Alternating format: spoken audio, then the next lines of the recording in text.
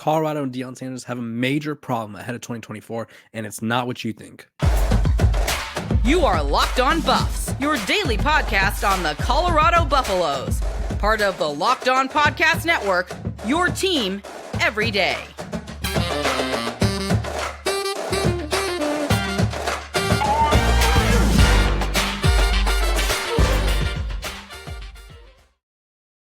Welcome to Locked On Buffs. I am your host, Kevin Board. Today's episode is brought to you by Nissan. Are you the kind of driver that likes to push things a little further? Ever wonder what adventure could be around the next corner? Take the Nissan Rogue, Nissan Pathfinder, or Nissan Armada and go find your next big adventure. Check them all out today at nissanusa.com. We are also brought to you by the Locked On Podcast Network. It's your team every day for free and available wherever you get your podcasts. So thank you guys for tuning in, making me your first listen of the day. We're talking about Colorado's major problem, and most people don't even realize what it is. It's their wide receiver room. And you're probably like, is that a problem? Let me tell you. They have so many mouths to feed. They have so many talented guys. I'm going to be interested to see how things are distributed. Now, it's kind of hard to go off last season because obviously the only two returning guys that will really have a chance to have an impact this year are Travis Hunter and then Jimmy Horn Jr. Omarion Miller is also, I would say, kind of in the mix, but they lost Xavier Weaver, who was a key contributor, probably their best or most consistent wide receiver, not named Travis Hunter. And even when Travis was healthy, I feel like Shedeur liked to throw to Xavier a lot. So you lose Xavier Weaver. You bring in Will Shepard. You bring in Draylon Miller, Cameron McKell, if he's going to play wide receiver. We don't know. You bring in all these guys, Terrell Timmons, Baby T.O., and it's like, okay, how do we decide who's going to get the starting nod? How do we decide who's going to be the main three guys? Because I think a lot of people are like, in theory, they bring in all this talent and they're going to use all this talent. And I don't envy Jason Phillips at all. That's a new wide receivers coach. Don't envy him at all because he has a tough decision to make. In looking at the few games that Pat Shurmur called, the wide receiver catch distribution was not very broad. So let me explain that.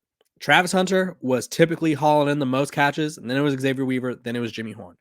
Pat Shurmur took over calling plays before the Oregon State game. So the Oregon State game was his first game. It was Travis Hunter, 8 catches, Xavier Weaver, 5, Anthony Hankerson had 3, Dylan Edwards had 4, and then the other receivers had Horn had 2, Miller had 1, and then Javon Antonio had 1 as well. And it's like, okay, that's just the first game. Next week against Arizona, it is again Travis Hunter with 5, Xavier Weaver with 5, Dylan Edwards had 3, and then everyone else, Horn, Antonio, Harrison, had 2. So then you look at the following week against Washington State. This was a tough one to go off of because obviously Colorado got absolutely mollywopped, if you will. Travis Hunter had 4, Weaver had 3, Horn had 2, Miller 1. So if you're not sensing the theme here, is that Pat Shurmur is realistically relying on 3 wide receivers, and then there's going to be a couple running back passes, which obviously when you have running backs like Colorado does with speed, like Dylan Edwards, you kind of have to accept that you're probably not going to be dishing the ball out to everyone. And so it's like, first of all, main problem number one is who's going to be taking those starting spots? Because that's realistically going to determine who's getting a lot of the snaps. I would already say you could pencil in Travis Hunter into one spot because even last week against Utah, and this is without Shedeur playing, Travis Hunter, 8 catches, Jimmy Horn, 2, Dylan Edwards, 4, Harrison, 2, Mathis, 2. So obviously the quarterbacks and the offense is centered around Travis Hunter. How could it not be? He's obviously one of the best athletes in college football. Realistically, he could be a top 10 pick at receiver if he wanted to be. Honestly, it would be interesting to see where he ends up in the NFL. I know everyone says he's going to be a defensive back, but I mean, who doesn't love scoring touchdowns, you know? But either way, the offense is centered around him. So that's already one spot gone. We don't know what his role is going to be. I assume, until I hear otherwise, that he's going to be playing every snap available. I personally don't think that's the move. I think they should help or have him help focus on defense so that way they can help out the defense. The defense was the weak spot. It wasn't the passing game. Now, obviously, it's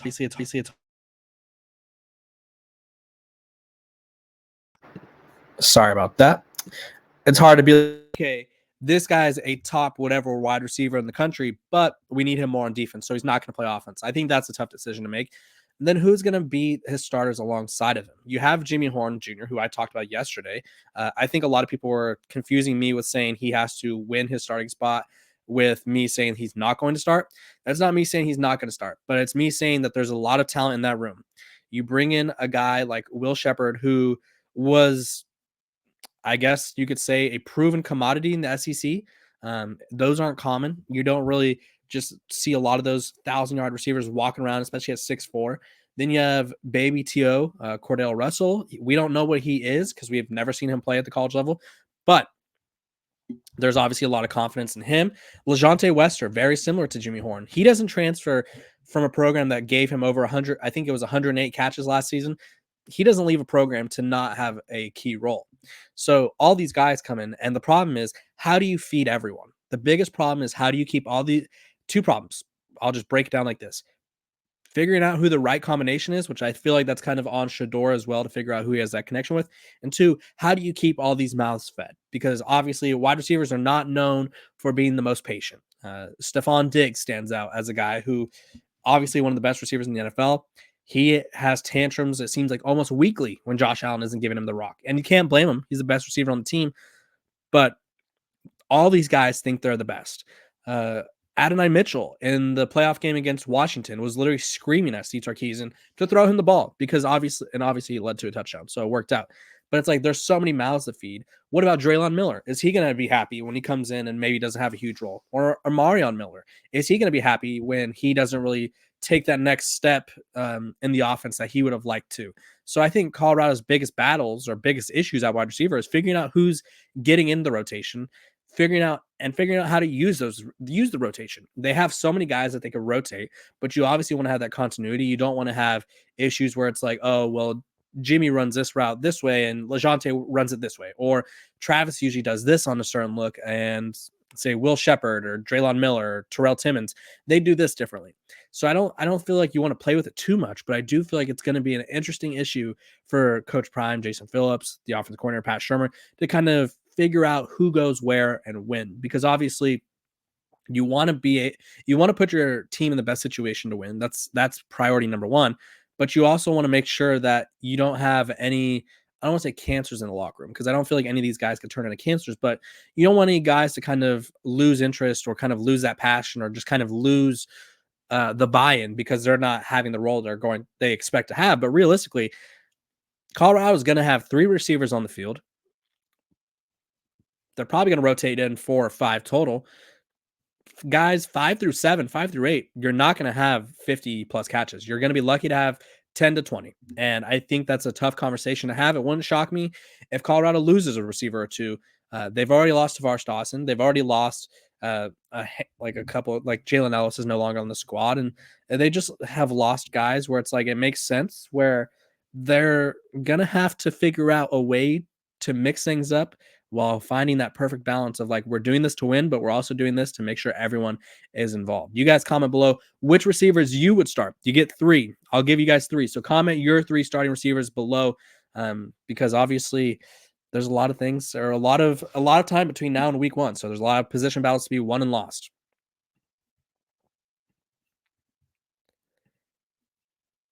Get buckets with your first bet on FanDuel, America's #1 sportsbook, because right now, new customers can get $150 in bonus bets with any winning $5 bet. That's $150 if your bet wins. Bet on all your favorite NBA players and teams with quick bets, live same-game parlays, exclusive props, and more. I would go Boston Celtics 3s. Hit the over. They were splashing them against the Golden State Warriors. They were hitting everything. You could do Damian Lillard points over. He had 41 the other night. He's hot. Ride the hot hand. There's exclusive props and more. Just visit FanDuel.com/lockedon and shoot your shot. FanDuel is the official sportsbook partner of the NBA. Welcome back to Locked On Buffs. I appreciate you guys for tuning in, making me your first listen of the day. Free and available wherever you get your podcasts. So just make sure to like, subscribe, follow, put on a reminder, because I'll be here every day talking all things Colorado. Right now, we're talking about Colorado being left out. If you're like, left out of what? I'm going to tell you. Probably the most important thing in the future of college football. So if you guys aren't familiar or not really aware of the ongoing situations in college football, we are headed to a mega conference two mega conferences, excuse me, where it's going to be the SEC and the Big Ten. That's what it looks like, at least. So there's things that could happen. A lot of things could happen. It's college football. Who knows? Who truly knows? But right now, it looks like we are trending in that direction. So there's going to be two mega conferences between the SEC and the ACC, or I mean, the SEC and the Big Ten, excuse me. And realistically, not everyone's getting in. There's some thoughts that it would be all the Power Four teams, just in two big conferences, which I would prefer to see if I had to pick one of the two options, or the other option, and this was presented by Andy Staples, was, excuse me, got the hiccups right now. These two conferences pick and choose what teams they want. And so it's like, oh, that's odd. So this was his SEC and Big Ten conferences. It was the original SEC members, or the ones that we're going to get next year, plus Clemson, NC State, Miami, West Virginia, Virginia Tech, and then Oklahoma State and Kansas State and Texas Tech. And then the Big Ten, they added, it was everyone else from the new Big Ten, so including Oregon, Washington, all them. They added North Carolina, Florida State, Virginia, Pitt, Notre Dame. Who else? Make sure I'm not missing anybody. And then Utah. So it's going to be 4 divisions of 6 teams. So 4 times 6, that's 24. So 48 teams, meaning that about, I think it's 14 teams would be left out of the Power 2 or Super Conference. One of those teams that was left out, oddly enough, was Colorado. And what do I think Colorado needs to do to get into the Big Ten or the SEC? Well, for one, on the field, win games. That's about as straightforward as it comes. It's really all about marketing, like TV markets who can bring in a lot of money, and it's about winning college football games. Like there's teams like Stanford, for instance. They are a team that had this conference realignment been going on, we'll say 7 years ago or 8 years ago when Christian McCaffrey was on campus, or whenever it was on campus. No chance in hell they get left off. If Colorado starts winning games, no chance in the world do they get left out if Coach Prime is still there. That's the other thing. Keeping Coach Prime at Colorado is a big one, because obviously this Colorado program is an icon in college football right now with him at the helm. People, whether they want to admit it or not, Colorado is a popular subject. Colorado is a popular talking point. Colorado is all things college football that we love. It is a underdog program getting attention and trying to make waves. And that's exactly what Coach Prime is doing at Colorado. So you need to win games, keep him there, because obviously not having him would be, that would generate the most discussions ever. I think Coach Prime said it best this past year when he was talking about the playoff. If Florida State was in, like if he was coaching Florida State and they're 13-0, and even though they lost their quarterback, no chance in the world that Coach Prime is getting left out of the playoff. It's a marketing thing. It's always about money. I don't know how they would get left out, but I do think that Colorado needs to make sure that they're winning games, keeping everybody on board, because otherwise they're going to have to be in whatever's left of the Big 12 or the ACC. And I think that would be kind of a worrisome predicament. I think Colorado could still be the face. I think they could still make it a power conference, but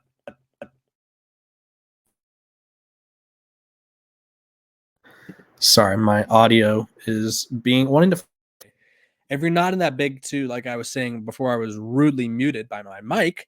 It's kind of tough to stay afloat. Like, is it going to change how recruits view your program? Is it going to change how Coach Prime views the program? Is he going to want to stick around if he's not in a program that's in the major powerhouse program? So we'll have to wait and see. Obviously, none of this has happened yet, but it also is worth noting that these things can happen quickly. So keep your head on a swivel. Make sure you're watching out for all the conference realignment stuff. I'll have you covered. We'll have you covered over at Locked On Big 12, which you could see over here, maybe over here, depending on where it is on your screen. But either way, I'll have you guys covered. I appreciate you guys for sticking with me and tuning in every single day. When we come back, we're going to be talking about what is going on with Colorado basketball. Are they going to make the tournament? Are they not? All that and more. But first, a word from our sponsors over at Nissan. Let me tell you about Nissan.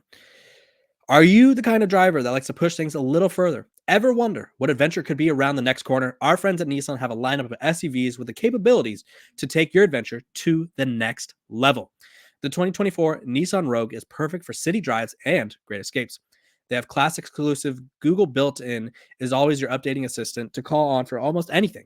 Gone are the days of connecting your phone. Google Assistant, Google Maps, and Google Play Store are all built right into the 12.3-inch HD touchscreen infotainment system, which is ginormous. The 2024 Rogue is the perfect mid-size crossover for your next adventure. If you're not into that, you could also check out the 2024 Nissan Armada. It will change what you expect from a full-size SUV. Picture a rugged 4x4 that can seat up to 8 in first-class luxury and style. Tow bigger and explore further in the 2024 Armada. Take the Nissan Rogue, Nissan Pathfinder, or Nissan Armada and go find your next big adventure. Shop nissanusa.com. Again, that's NISSAN USA.com. Welcome back to Locked On Buffs. Appreciate you guys for tuning in and making me your first listen of the day. Free and available wherever you get your podcasts. So make sure to like, subscribe, follow, all that jazz. We're talking about Colorado hoops because obviously the college basketball season is winding down. I'm pulling up their schedule right now on my phone. They have one game left of the regular season. Then they obviously have they have two games left. Excuse me.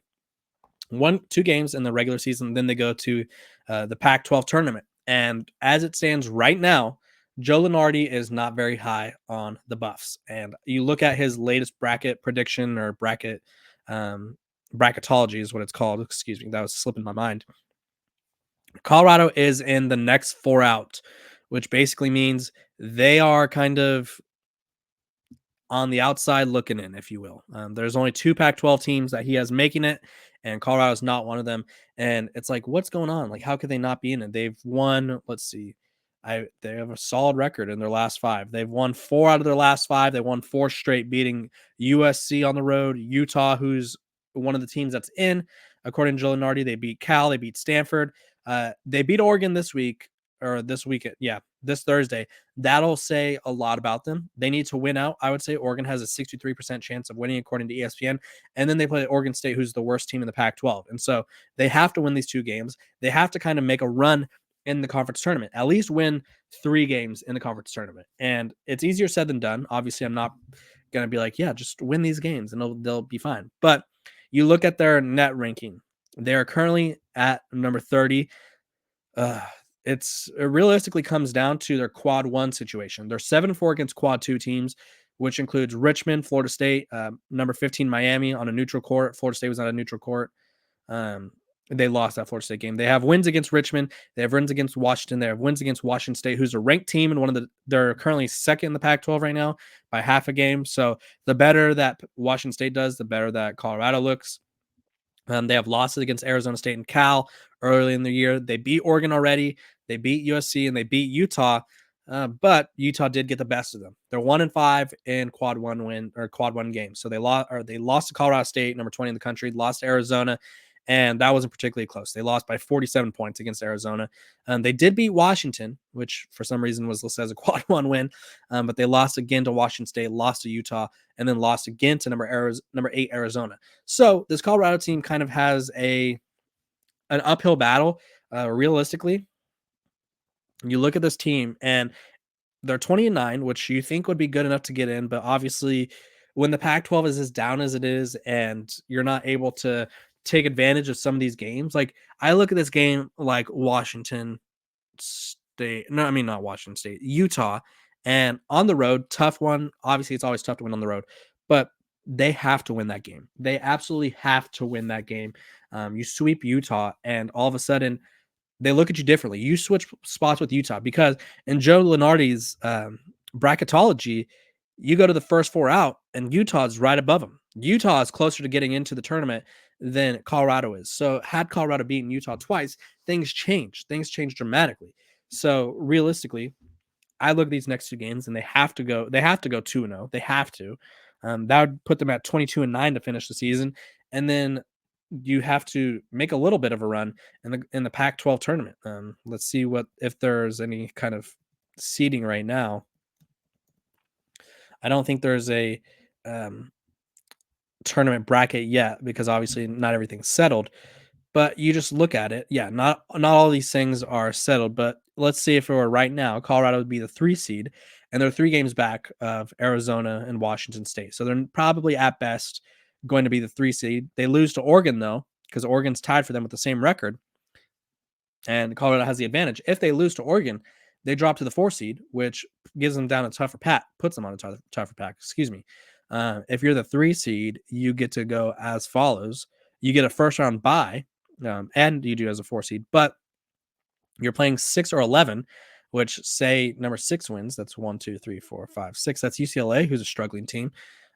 If you're the 4 seed, it's 5 or 12, which 1, 2, 3, 4, 5 would be Utah, and 12 would be 6, 7, 8, 9, 10, 11, 12 would be Oregon State, obviously. But yeah, so it's the difference between playing a team that you've already beaten a couple times or a team that's gotten the best of you recently. So this Colorado team needs to make a little run. KJ Simpson and Tristan DeSilva have been balling as of late. In their win over Stanford, the two combined for 49 points. It was quite insane, really. KJ had 22 points on 5 threes, 8 of 17 shooting, and Tristan had 27 points on 5 threes as well. So you got to keep it going. Keep the bus rolling, keep the Buffs train rolling. Otherwise, you're going to be playing the NIT, and I don't want to say it's a disappointment, but all the talent you have on this team, you got a projected top 10 pick and 2 guys that are just absolutely balling, and we can't make the tournament. That'd be a tough scene, because then it's like next year when you're in the Big 12 and the conference is really deep. What does it look like then? This is a prime opportunity for Colorado, no pun intended about Coach Prime there, to build on something or have something to build off of. So you guys comment below. Are they going to make it? Are they not? Are they NIT bound? You guys let me know what you think. I'll let you guys know. I'll have some college basketball insiders on the show as well. I appreciate you guys for tuning into every single episode of Locked On Buffs, making me your first listen of the day. We are free and available wherever you get your podcast. Make sure to like, subscribe, follow. I'm a few, like 50-ish subscribers away from 5,000. Let's get there. I appreciate you guys and all your support, and I hope to see you guys tomorrow. Have a great Tuesday.